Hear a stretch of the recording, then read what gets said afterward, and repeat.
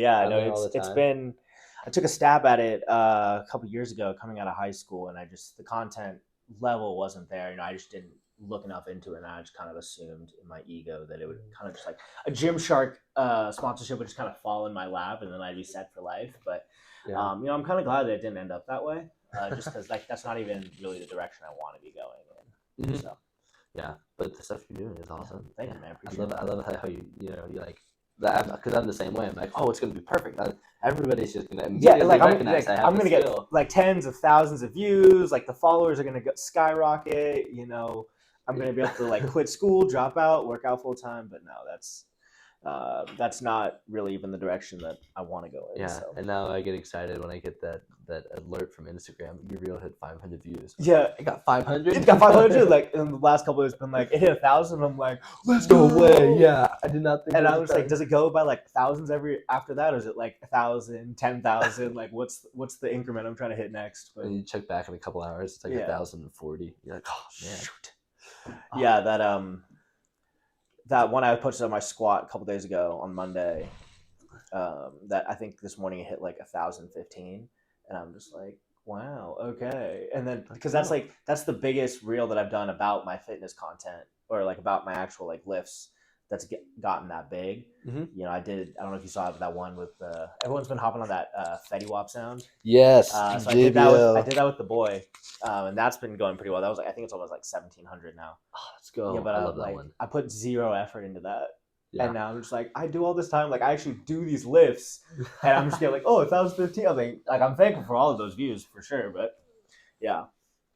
Yeah, it's just nice to have people sort of acknowledge it, Yeah. All right, let's get off. All right, welcome, ladies and gentlemen. Yapping with YAF. I'm Drew Gibson. I'm here with my guest today, Justin Kirkman. Thank you. Thank the you man, the myth, the legend, an absolute stud. He's out here making America strong again, influencing the next generation. Great stuff, highly professional, just an awesome guy. So thank you. Thank you for having me. Have you here, I'm actually honored that you asked me to be here. This is a huge step up for me, so I appreciate it. Oh, that's a huge compliment, dude. I love it because we've been talking about it. I love your stuff. Yeah, I remember sitting across, like, kind of down the road from you in finance, and you always like look so put together. And I'm like, all right, now I gotta keep showing up in my. That's hilarious because I felt the exact same way. Oh, that's crazy. We sat at the other end of that first row, and I was like, "Oh man, this kid is on it. He's on point." Yeah. It's like we can't fall asleep now because Drew's watching me.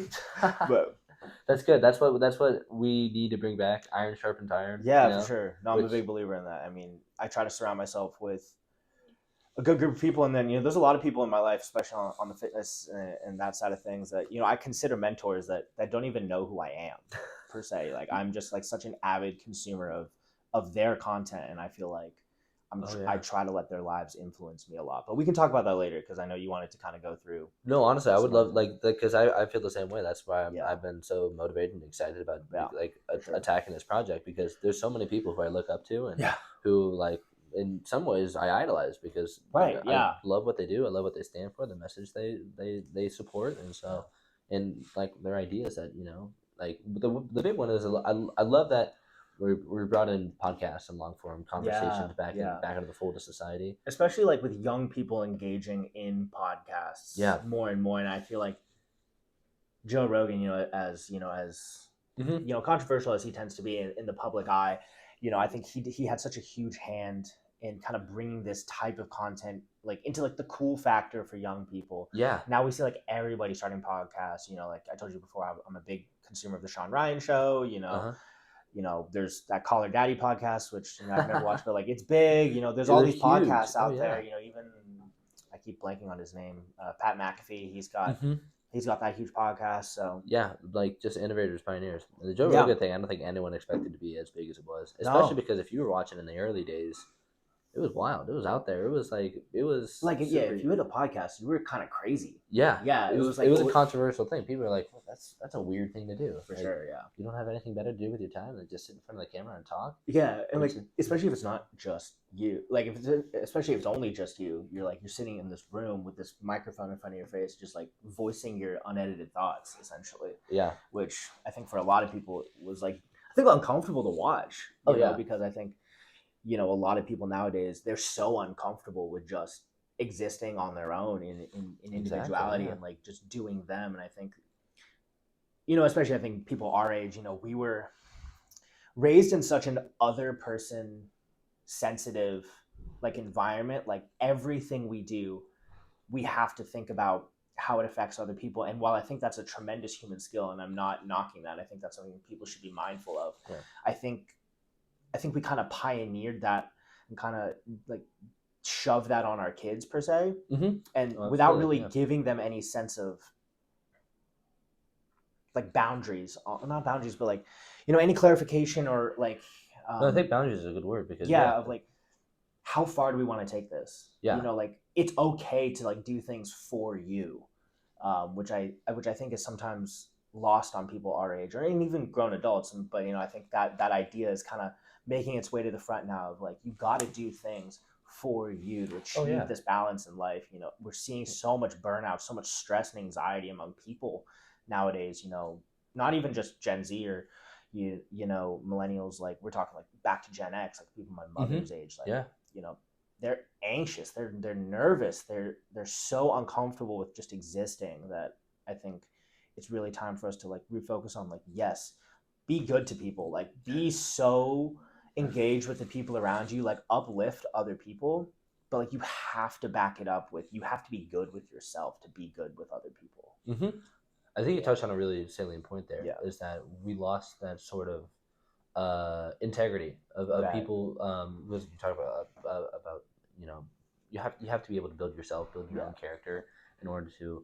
And our culture has just been so preoccupied by, you know, what others think, like how what I do like affects other people, and that's what the beautiful thing about podcasts is. You really get a chance to look behind the curtain of what these people do, because it's so easy to see, you know, people, because Rogan's a good example, because he was in traditional media, so he was doing all of the, you know, popular culture stuff, he was doing all the UFC stuff and reporting on all that stuff. But then you have that podcast, so you can see, you know, even though the cameras are on, but what it's like outside of that professional arena, and you get a really good intimate look at the integrity of people and you know, the conversation, and you get like an honest approach.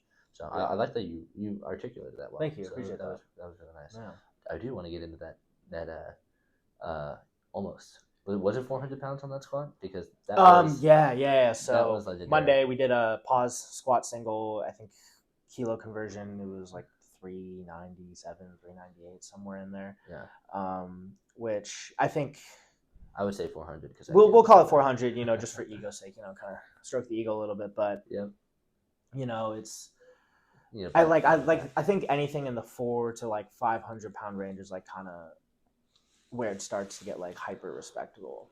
Like I think I applaud anybody who like decides that they want to lift weights on a consistent basis. I think that's one of the coolest things that you can do with your health. And I'm a big advocate for that. And you know, I understand that that's not everybody's vibe. Yeah, you know, and people don't realize how exciting and fun it is. Much more than other exercise methods. For me, like, you know, I think once you break through that initial like learning curve barrier of like, okay, how do I actually do this? Like, once you actually can do this for yourself, I think it's so fun. And it's like the most meditative.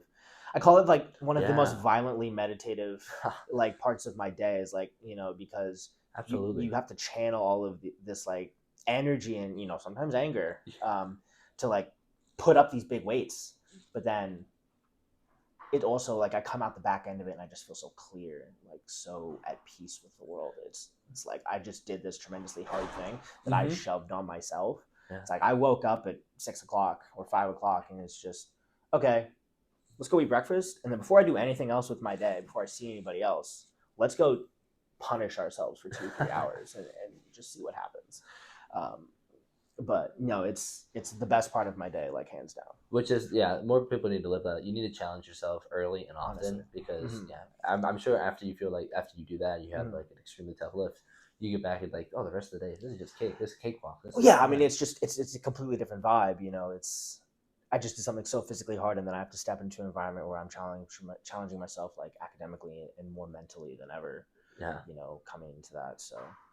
Which is interesting. I love that phrase, violently meditative. Yeah, I mean, that's kind of me though. Is like I find myself doing things that I think could be very classified as violently meditative, but I think that's just what works for me. You know, some people are really big into yoga and like journaling out in like nature or whatever.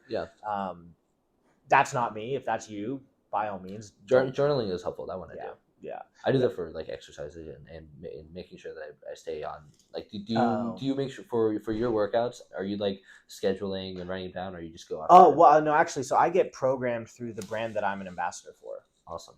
So I'm actually on one of their programs. So I actually have to do like zero work for that. I just have to show up, open the app, and be like, okay, well today we're hitting this, so let's go do that. Oh, that's pretty convenient. Oh yeah, no, it's an absolute blessing, and I can't say a single negative thing about them. So it's. Oh my goodness, yeah. Would you like to speak of that? So when did you get involved with this brand? Yeah. So let's see. So let's give a little name pitch too. Yeah, someone drop. Is it okay to name drop? Yeah. No, of course. Yeah, I think they would encourage me to do so. It's Modern Athlete Strength Systems, or MASS for short, because those are a lot of words to throw together. Yeah. Great acronym. Yeah, and so I started engaging with the company just like on a consumer basis, like actually subscribing to their programs. I want to say it was really actually just after, I want to say spring break of last year. So I was, and I had been like at least aware of their company for like a few months before that, because going back to the Sean Ryan show, one of the guests he had on a decent while back, his name's Nick Lavery. Absolute beast of a human. He's like 6'4", 270 or something like that, and he only has one leg. Wow. Yeah, he's. He's that big dude. Insane. Until very recently, I think I'm a little loose on if he actually retired, but at least last time I checked, active duty U.S. Army Special Forces Green Beret. He lost absolute unit. Lost his leg in combat. Was told he would have all these physical deficits, and then he took it upon himself that not only is he going to rehab himself like you do, but he's going to get to the physical level where he can continue to deploy in special forces overseas serving our country. Wow. And he works with this company, and I'm like, that's where I want to be. Like, I want to get to that level of just being a unit. Yeah. Just being a badass. Yeah. So I didn't know if you were gonna let me cuss on here, but I think we're okay. We haven't been told otherwise. Okay, I'll try. I know I do it quite often, so I'll try to keep it to a limit, just so that, because I hope that some younger people, maybe kids, also watch this. Because I think fitness needs to be preached and just like, not want to say pushed on, but like really just shown off and exhibited to younger people. Yeah. But I had been approaching fitness from a very holistic level for a long time before that. Coming from a paramedic background, I wanted to just be very well-rounded in my fitness, because it's not about me at that point. It's about the community and the people that I have the honor to serve. But, the current program, the program that I was on at that time, I had some issues where I wasn't really seeing the holistic benefit like I wanted to. So I was thinking about moving programs, and that's how I ended up with Modern Athlete Strength. I jumped on at that point, what was called their Tactical Athlete program, which they then rebranded to Warfighter because it sounds cool. Yeah. Both are cool names. Yeah, absolute cool names. But the real focus of that program is we're going to build you up physically, like strength wise. We want you to look good with your shirt off. Obviously, I think everybody wants to like what they look in the mirror. Exactly. But being absolutely strong, but also being able to move that body so well. I think. A lot of, before I started doing any of this, I was a competitive powerlifter. I had some movement issues. I had gotten really big in just the pursuit of, and when I say big, I mean fat. Really? Oh, like I was like 220, 225-ish. Oh, no way. And I had gone from like 180 to 220 in the span of like 2 months. So like I put on just 40 pounds of just like fat. That's crazy. It was crazy. I actually got to the point where I actually developed a stress fracture in my ankle just because my body wasn't used to carrying all this weight my freshman year, and so I really took freshman 15 to a whole new level. It actually got to the point where leading into the competition, I would get so winded walking from Lloyd Commons to Deadman Science for my bio lecture that I actually rode a hoverboard. Like, there's like gyroscopic hoverboard. I would ride a hoverboard everywhere because I couldn't bear walking. Oh man. So there's actually a photo floating around somewhere on Snapchat a long time ago, I think. I have a screenshot of it, of just me, hands in my pockets, just like cruising on my hoverboard down the street. And I look back and I'm like, what a weird like if there was ever a big red flashing sign, just be like, lose some weight and take care of yourself. Like that was it. Taking a hoverboard to class. Yeah. Like if you can't walk the 10, 15 minutes to class, you have a problem. Yeah. But that's a PSA to everybody watching. PSA to everyone. If you can't walk for 10 to 15 minutes, let's look at that first before we think about anything else. That's step one. Step one. Yeah. Actually, step one is realizing that you can't walk 10, 15 minutes. But, step two, 1.5. Let's fix that first. Yeah. But yeah, no. As soon as I listened to that Sean Ryan podcast with Nick Lavery, I was so attached to his story, because growing up in middle school and in high school, my dream was to actually join Army Special Operations. Like, that was what I wanted to do with my life. Awesome. And I ended up not being able to do so because of my peanut allergy that I was born with. So I got medically disqualified from serving in the military. But, so then I still did that thing where I'm like, I idolize these people, and all that they've done for our country, which I'm so grateful for, having been born in 2003. I was pretty much all my life, we've been fighting this global war on terror. And so, I idolize these people, and I'm so grateful for what they do. That's awesome. So that's kind of how I jumped on the program, and I just saw such tremendous results. I started getting pound for pound stronger than I ever been. And I'm actually now at the point where I'm stronger, just raw, like not even pound for pound, just like absolutely stronger than I was as a competitive powerlifter, which is really insane to me. And I'm running well. My joints feel amazing. All of these good things. The cardio is where I want it to be. Like for like where we are in the process. Obviously, we always want to keep progressing. Yeah, I always want to get faster, stronger, bigger, all of that. Yeah. But for where we are in this process, coming up on a year of training with them, it's been tremendous. And so I actually, I think it was early last semester, they had just put out in their Instagram that they're looking for more brand affiliates and more brand ambassadors. And so I just took a chance on myself, and I just submitted an application, and they emailed me a couple days later, just like, congrats, you've been chosen. And I'm like, whoa, that's absolutely crazy. I have 200 followers on Instagram. I don't really deserve to be in this position. And so I was really nervous about actually putting out any fitness content, because I'm like, I feel in the fitness community, I think we get really disconnected from where we exist physically among the general populace. Like if you bench 225 pounds within the fitness community, that's kind of like your mail ticket to okay, you're kind of good at this. Okay, you get it. You've been here for a while. You can graduate from the big kid table, but maybe you can't talk yet at Thanksgiving. Yeah. But among the general populace, you're among the top, I think, 1% of just people around the world, and which I think is so crazy, and it blows my mind that more people don't understand this. That if you just invest a little bit in yourself physically, the position that you'll put yourself in relative to just your everyday peer is insane. Oh yeah, and it doesn't require that much effort. Now I know I say that and saying 225 pounds on bench press, very respectable number to all the dudes watching this. Mad respect to all of you. Yeah, it is a serious number. Yeah, I'm absolutely proud of all of you. But I just absolutely love the program, and I feel so honored that they've taken a chance on me, and to be able to try to represent them to the rest of the world, and maybe provide a shred of motivation, of the level of motivation that Nick provided to me, and he doesn't even know who I am. That's the dream. Is I just want other people to understand how simple it is to get into fitness, and just how much your life will get better if you just take some time to focus on yourself physically. The way that it manifests in the rest of your life is insane. Oh, absolutely. And I love that. I think it can solve so many. I think it's at just the lack of physical fitness. I think is just at the root of so many issues in our society. And I'm not a doctor. I'm not a therapist. I'm not a psychiatrist. I have no professional reason to say any of this. I just know that from my own experience, I've never seen somebody who isn't physically fit be drastically happier than somebody who is. I really hope I got those words in the right order. No, that is that's a truth. And everyone, because I do a lot of different communication with a lot of people, and everyone who I know who is active in the gym or at least takes a stance on maintaining their physical health and their physical well-being, that is what you said is almost a direct quote that I've heard from so many different people. Right.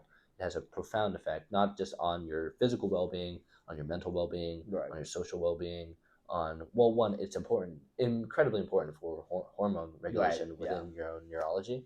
So that that is from just a neurological standpoint. Right. Yeah. Humans are just designed to have, we're designed to have incredibly high stamina. Right. That's yeah. what I we're mean, supposed to have. if we think back, like, so genetically, like long time back ago, to, like back especially men, plains hunters, yeah, especially men, absolutely. We moved for a living.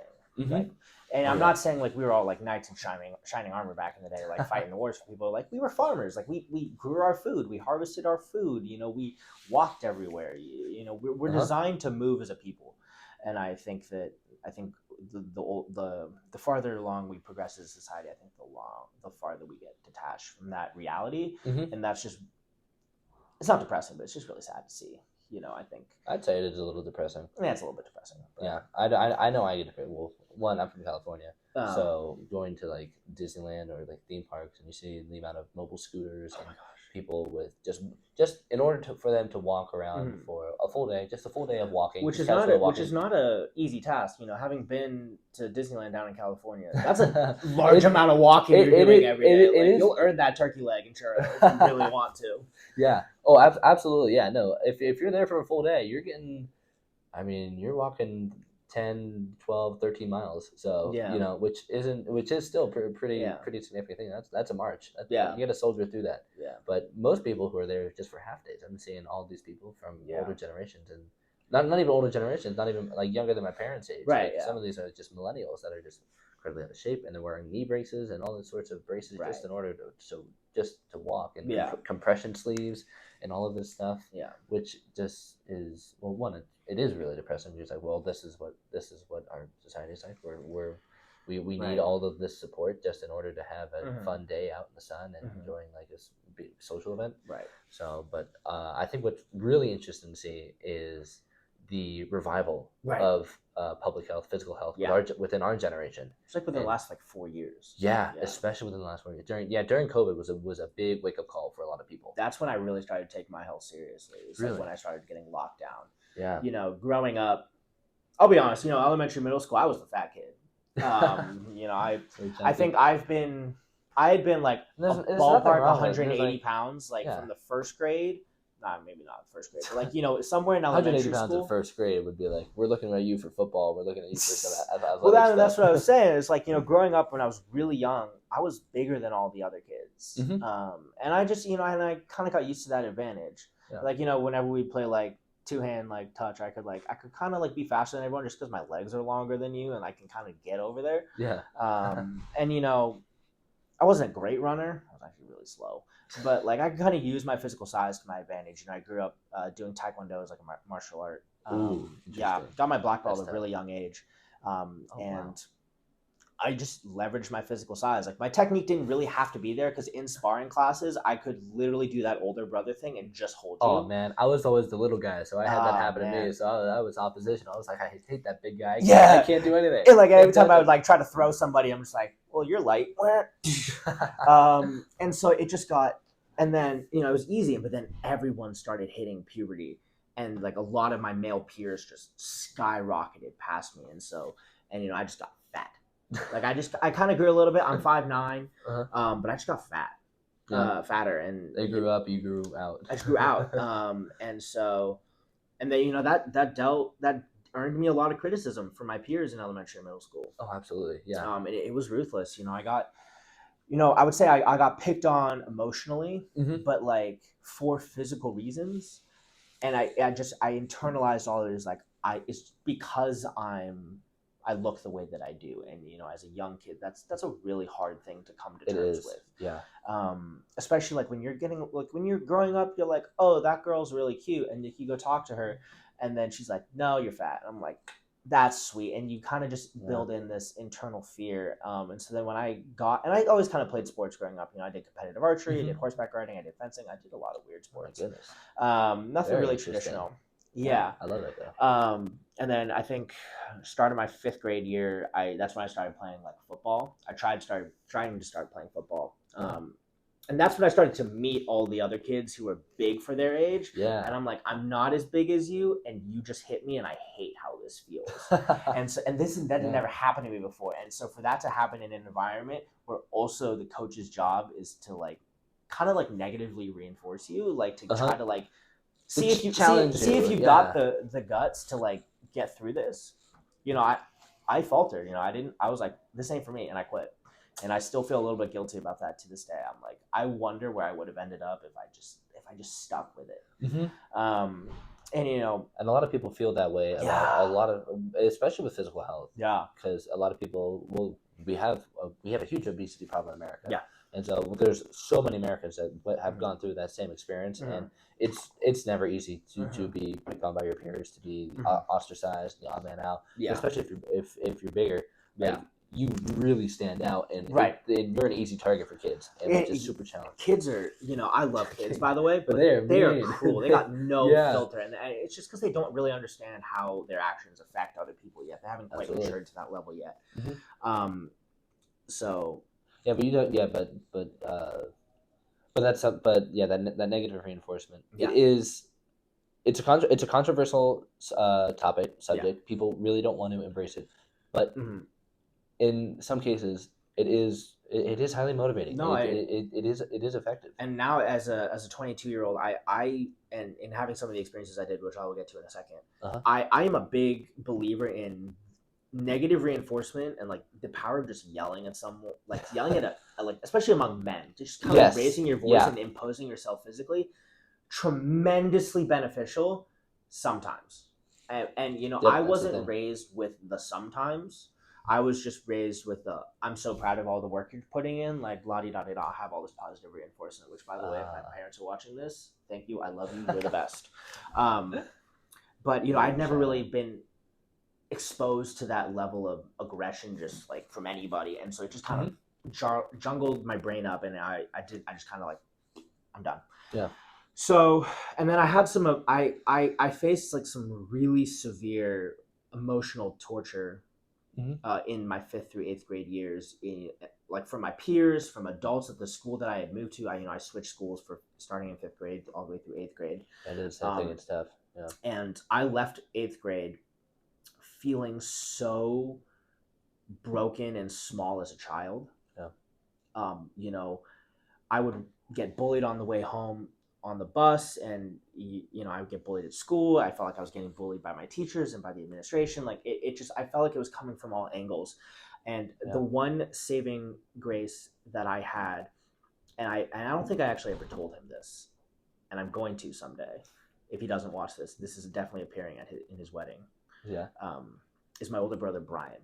Awesome. We went to school. We're 4 years apart, so we've never gone to school together. Oh, wow. But my middle school was actually 2 blocks away from his high school. So we would actually ride the same metro bus home. The schools like chartered metro buses for us to go home. So we would ride those big yellow school buses. We actually just like rode city buses, but that were like reserved for the students. Okay. And I remember one day I was coming home from school, and I was about to cry, and my brother got on the bus, and I looked at him, and we never sat together. Like he just kind of sat with his friends, and I would like play my mom's iPod Touch that she lent me, and I had like 4 songs on it. So like I was just like cycling through songs and like playing Jetpack Joyride, I think was that game. Oh no way! That would have been me probably. Or like, you know, Subway Surfers or Temple Run or something like that. And I just looked at him, and I think something clicked for him, and he's like, "Okay, hold on, I need to sit with my brother for today." And I just felt so protected and so shielded. And I had never had I never had a moment where I needed like a hero. Like, you know, I grew up idolizing, you know, my dad. My dad is one of the greatest men I've ever known in my life. And if I can be half the father that he is someday, I'm winning, like bar none. Yeah. I love that. You know, and I feel so grateful that I got to grow up in such a loving nuclear family. And I just hope that I pray that I can provide that to my kids someday. That's awesome.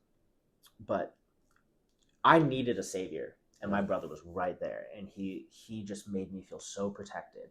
And that moment was such a big turning point for me, is like, I can be this for somebody else. And so pretty much from that point on, my life has been about somebody out there needs a protector. That's me all day.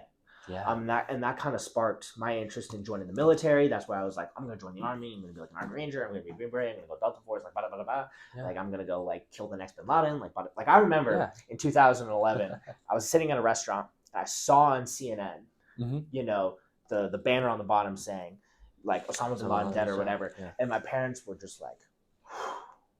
Oh my goodness! Like all of America just took a huge sigh, and I had no concept of what they were at because I grew up knowing like 9/11 happened. Yeah, but like I never understood what it was, and you know I actually went home that night and I looked up on YouTube the footage of the towers coming down, and I'm like, oh my gosh, this is what happened. And so that moment I'm like, it's gonna happen again. People are suffering over there. Like I want to go take it to them. Yeah. And you know that was like 7th grade. When I was like, you know, like let's go knock some terrorists. Yeah.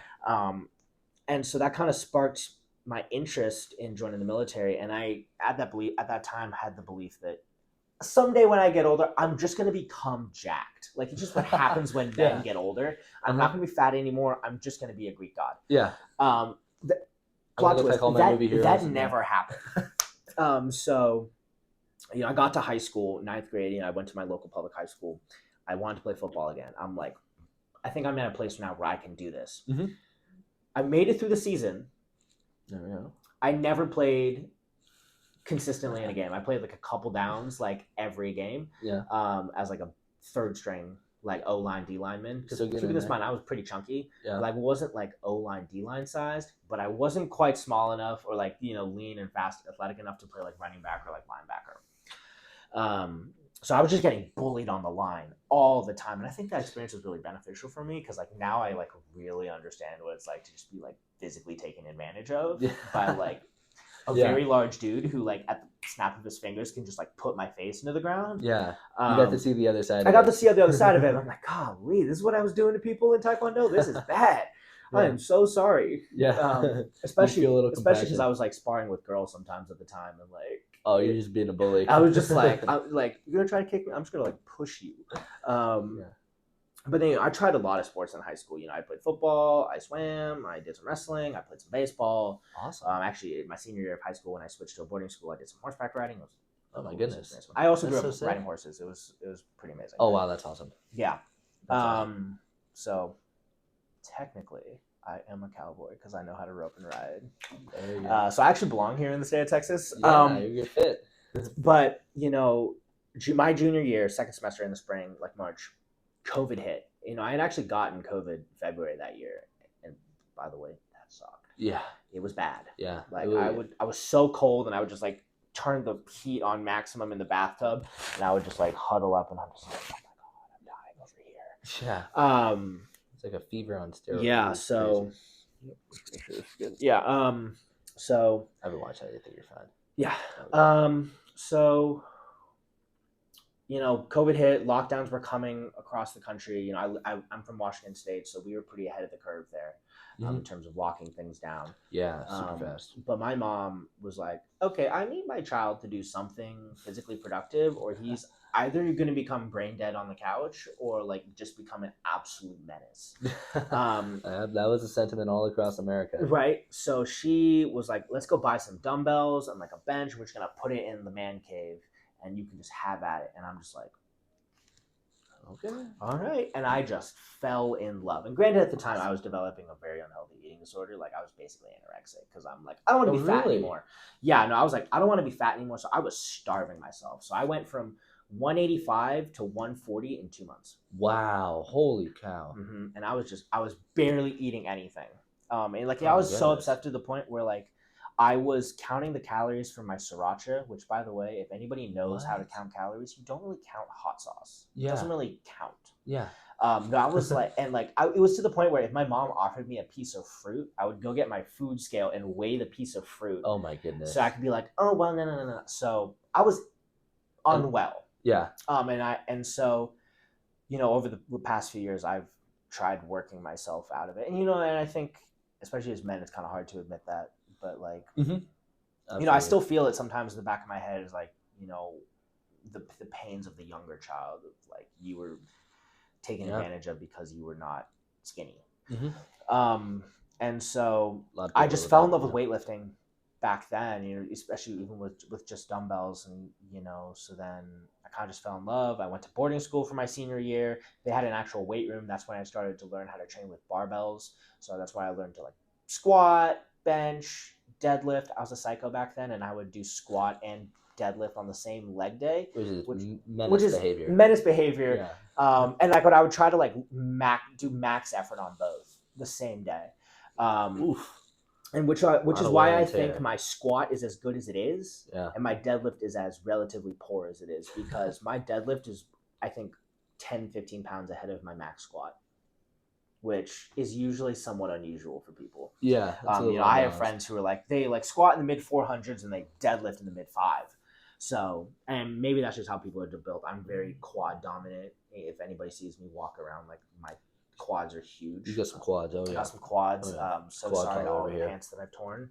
Fun fact, I went to a wedding this past January, and I was one of the groomsmen, and I actually tore my pants. No way. Bending down to take a photo with the groom, and you could just hear this like thunderclap of a rip, and I just get up and I touch the inside of my leg, and I realized from like the entire like upper half of my inseam had just split and shredded. And so I had to make a mad dash to Men's Warehouse like 2 hours before the wedding kicked off. No way. To like try to color match my pants a little bit to the rest of the suit, which was a rental, by the way. So I'm still waiting to see if I have to pay for that, but we'll see. Yeah, seems like you made it out alive. Yeah. You escaped. Yeah. Okay. So then came to college after high school, and I was just big into weightlifting, and I actually connected with one of my good friends still to this day. His name is Jonathan Mitchell. He graduated recently. Okay. He actually started the powerlifting club here. Yeah, awesome. Mustang Powerlifting. Yeah. And so he actually approached me one day in the gym, out of nowhere. He's like, "Hey, I saw that you deadlift. Would you be interested?" And I'm like, locked on. I'm like, yes. Yeah. I got friends now. We can go lift together. It's going to be absolutely amazing. Okay. And I just fell in love with the sport of powerlifting, you know, which for people who don't know, that's really just competing to put up the biggest total between squat, bench, and deadlift. And so fell in love with the sport, really honed in on those 3 lifts, and I had a really great time. I think that's awesome. Learning that sport while being a pre-med student in a new school, that's a big undertaking. Yeah. And I'm really grateful that I had the experience that I had gone to boarding school for a year. Mm-hmm. I kind of knew how to live on my own. So I think I was a little bit ahead of the curve in that sense. Yeah. Compared to the rest of my peers. Yeah. But I wasn't, you know, I'm not great at it. Mm-hmm. So like I said, I got fat. You know, I was like, I want to get really strong. I think the best way to do that is like mass moves mass. Let's start eating.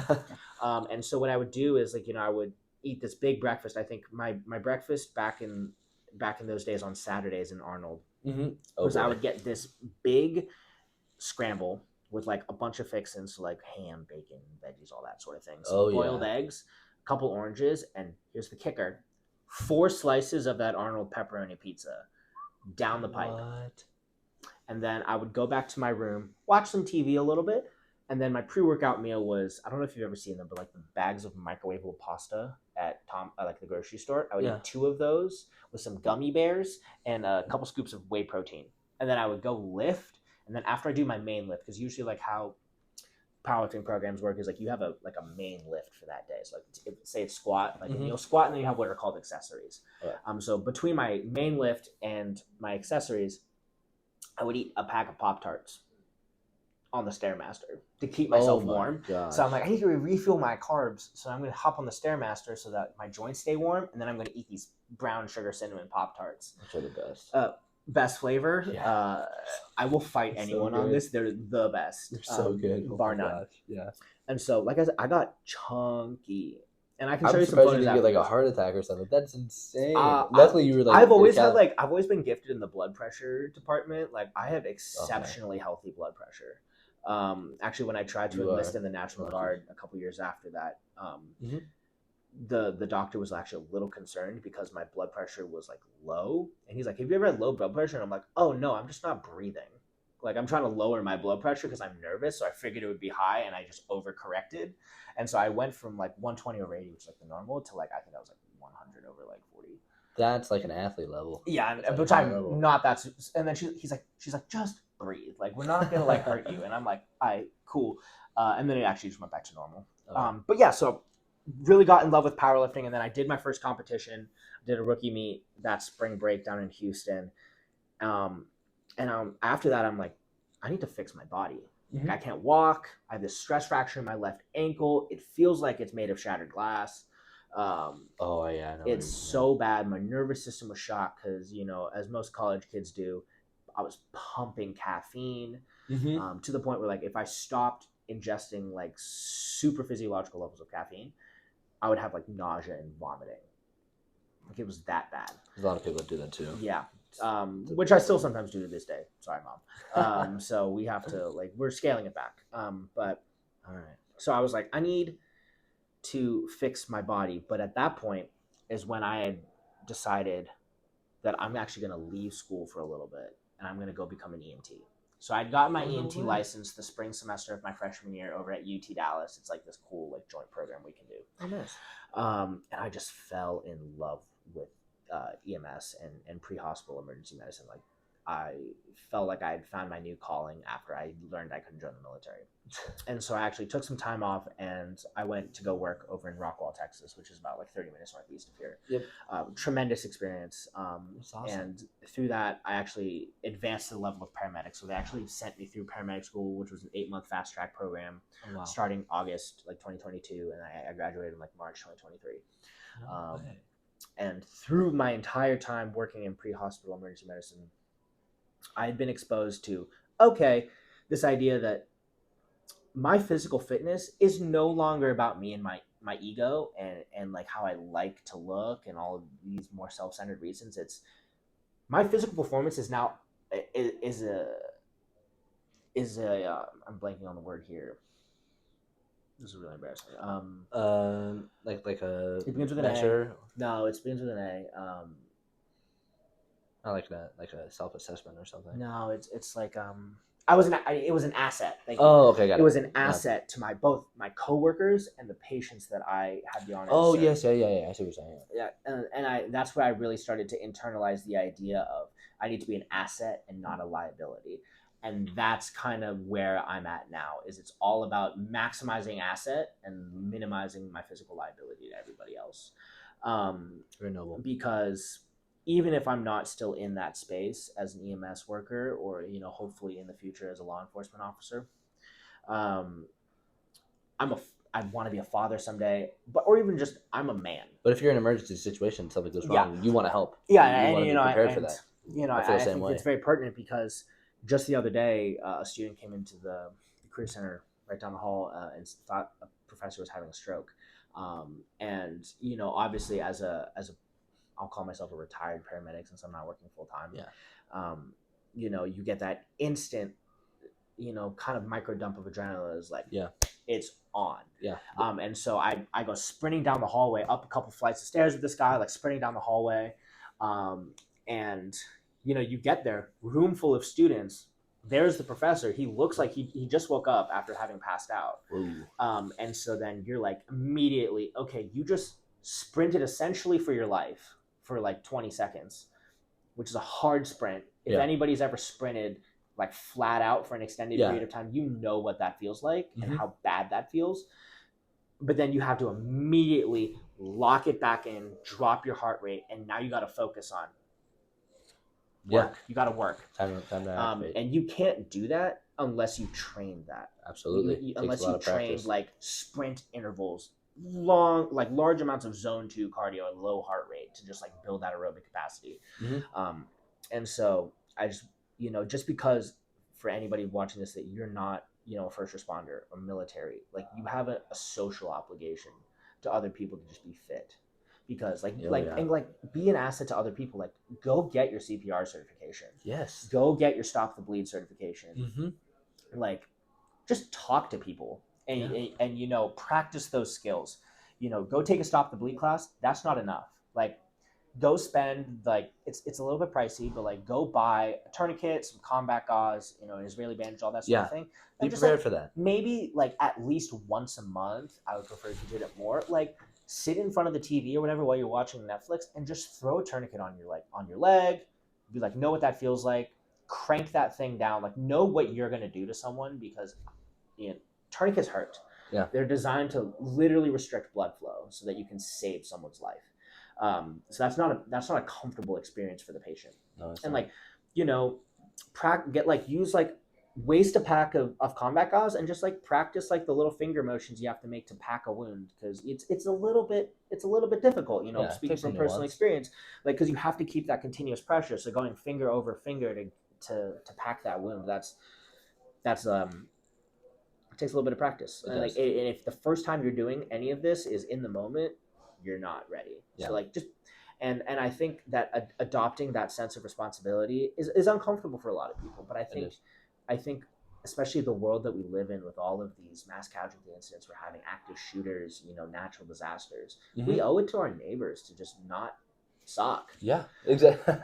Yeah. You never know what's going to happen. Case in point, I was having dinner for my birthday again in January, and I look out the window of the restaurant I'm having, and a man had actually T-boned a car on his bicycle and had on a hill. So he had like rolled down the hill a couple times, and he's just laying in the street. And like, again, retired paramedic, but like a bunch of people ran out to go help this man, with, by the way, inspiring to me. That's awesome. Know that like, if that was me, other people would come help. Yeah. And like, obviously, like, I took the most responsibility for that, as the most experienced person there, but like, talking to people like, did you see this? Like, hey dude, how do you feel? What hurts? Like, leveraging all this experience, but like just being an asset to other people. Like, luckily he had no life-threatening injuries. Yeah. And I realized, and at that moment, I'm like, thank God that I like to keep all this emergency medical stuff like close at hand. Like, if maybe if he was having a life-threatening bleed, like, thank God I'm able to handle that. Mm-hmm. So absolutely, just be an asset to other people. And that's kind of tying back to, I know you asked me to be here to talk about my physical fitness. Like, that's the approach that I'm taking now, is like reducing it down to not even as an occupational thing or as a paternal thing, just as a man. Yeah. And I think that's I think nowadays that's kind of a weird thing for people to say sometimes. I think men have this responsibility more than anybody else to not suck physically. Absolutely. Yeah. Like, be strong. I'm not saying you have to be able to like deadlift 500 pounds if you can. Mm-hmm. That's so cool. But like, take care of yourself physically. Exactly. Be able to run a little bit. Be able to sprint for a decent distance. Mm-hmm. Don't be winded when walking up the stairs. Yeah. And I think nowadays it's so popular to be like, oh, I like the dad bod this, dad bod that. Mm-hmm. And I'm like, that frustrates me, I think, more than it probably should, because I think as a dad, your family should not be the reason that you're the protector. Aren't fit. Yeah. Like, see something that you see as a barrier of why you're not fit. Mm-hmm. It should be the reason that you're fitter than everybody else. Exactly. Like, I joke with my neighbor about this all the time, that our goals in life would just be the fittest dad on the block, with that garage gym, like blasting Creed. Oh yeah. Just like be pushing a sled down the road, just like look at our neighbor and be like, hey Jim, what's up? Morning. Just sweating. But just, my goal and hopes for everybody who can hear me talk about this is just, I want everybody to take their physical health seriously. Mm-hmm. And I'm not saying that you have to be like in the gym 6 days a week for 2-3 hours at a time, and you have to track all your macros. Just do something physical every day. Yeah, absolutely. Walk 20 minutes after dinner. I'm a big proponent of the 20-minute walk, which I actually stole from subtle name drop DJ Shipley. He's becoming really popular recently. Spent almost 20 years in the Navy, like almost all of it at SEAL Team 6. Mm-hmm. Like, absolute idol, jacked to the nines, big beard. Love the dude. Again, he doesn't know who I am. But not yet. But he talks almost daily about the 20-minute walk and just how beneficial it is. And I've seen it for myself. I've tried it. I've seen my friends and people that I love try it. I've never seen somebody who was less happy after taking a 20-minute walk than they were, like before. So, if that's where you're at, just start taking a 20-minute walk. Yeah. Just start. And I think, or like, if you're not even at that point yet, let's go to bed and wake up at the same time every day for a week. Okay, now that we did that, let's drink some more water every day. Let's start cleaning up our diet. Doesn't mean you gotta track macros, but eat like a decent amount of protein, get some carbs. Yes, carbs are okay for you. You need to eat carbs. Eat some healthy fats. Those are good for you. Get some colors on your plates, fruits, veggies, all that sort of thing. Just, build a balanced diet. And then just kind of watch what happens. As you move a little bit more, as you eat a little bit cleaner, you'll be amazed how far that gets people in the beginning. And then if the time is right, start, running, walking, go to the gym. I learned pretty much all of my lifting technique off of YouTube. I think that's one of the greatest blessings of the current day is there's so much information, quality information out there, which I think is also a bit of a downside because I think a lot of people can get bogged down in the minutia of like this type of bicep curl is better than this type of bicep curl. Yeah. But and I would so encourage you that if you have the ability to go lift weights or like do some calisthenics. Yes. There's a bunch of resources online about, various regressions you can do. If you can't do a push-up, do some knee push-ups or, do some like negative assisted pull-ups. Like, I don't know if you know, like get like a stepping stool next to like a pull-up bar, get up to the pull-up bar so that you start in the contracted position and then just do some reps on the way down and then step back on the stool, get back up and just start there. And I think a lot of people are scared to make that start. They're scared to make that leap. Don't be. You don't need to be. It's so hard to make that leap. It is for a lot of people, because I think also it's scary to always try something. It's scary, especially in the gym. Like going to the gym for the first time, I still get this feeling like whenever I travel or like I try a new gym, I feel very anxious because I'm like I'm in somebody's safe space now. Yeah, you always feel like you never want to be a bother to somebody. But just everybody starts somewhere. I take it back. Very few people on this earth were born physically gifted like that. Yeah, such a small margin, and those people we see everywhere. You see everywhere, but you have to like. We see in the media and on TV because they have natural gifts, and those are like something that they can capitalize on. Yeah, but like everybody has to start somewhere, and one thing that still blows my mind to this day is how welcoming and open the gym community is to people. Absolutely. Yeah. And I would really encourage people not to get bogged down in these viral videos sometimes of people just having like crash outs in the gym. Like 99.9% of the gym community is like we're all just a bunch of jacked teddy bears. Yeah. Just the other day, yesterday I was doing some bench press and there's this guy that I see every morning in the gym now and he kind of intimidates me. He's big, he's strong, and like nobody else was there, so I just asked him for a spot and his face just lit up that I came and talked to him. He's like, oh my gosh, yes, absolutely, like yada yada yada, like the greatest dude. Yeah, they're also so nice. So nice. And I would just encourage people to just like get out there and try it.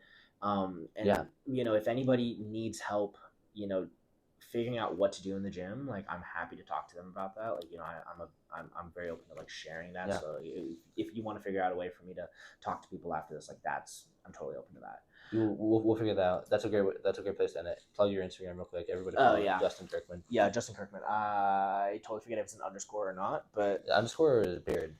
We're gonna figure that out. Justin Kirkman. If you look it up, it'll probably be the first one. I love this. Is amazing. I don't know. Like this is gonna be posted somewhere, right? Yeah. We'll put the username in the description or something, and then we'll get that out there. But if I can leave anybody with a lasting message here today, is that just get out there and try. Amen to that. And it's gonna suck probably a little bit. Like, and you're probably gonna be sore for a little bit, and you're gonna be like, "Wow, I can't run a mile." Yeah. If that's where you're at, that's okay. That's okay. It's okay. You try it. You started, and we'll build. It'll be better the next time. Yeah. And the time after that will be a little bit better. And think about it in like, and the results come slowly. I think this idea that I think a lot of Hollywood celebrities put out there is that they can make these huge transformations in like such a short amount of time. Don't listen to that. Like, so false. There's so much. Take the slow progress. Just enjoy the process. I promise you that. Oh, and by the way, document your journey. Absolutely. Yeah. Like if you take photo day one and like a year later, so like maybe every day on your birthday you take like a shirtless selfie of yourself in like the mirror or whatever. Like not for anybody, just for yourself. And like year to year, you can see these huge changes you're making that you miss out on the day to day. Yeah. And like I still do this. I was making that long day in the life video I made the other day on Instagram, and I looked and I was like, when did my arms get that big? You know what I'm saying? You like notice those subtle things. flex. I'm like, oh my god. I do the same thing. I'm like, whoa. Oh, and everybody does when they see the pictures. So yeah, get out there, start, get after it. Don't be afraid to try. Don't be afraid to fail. Yeah. But try. And just and be consistent about it. Yeah. So if watch this, he's kind of, that was fantastic advice. No, thank you so much. Thank you. That was beautiful. Yeah. Oh my goodness, I gotta run to class. What time is it? It's just after 11. Oh my gosh.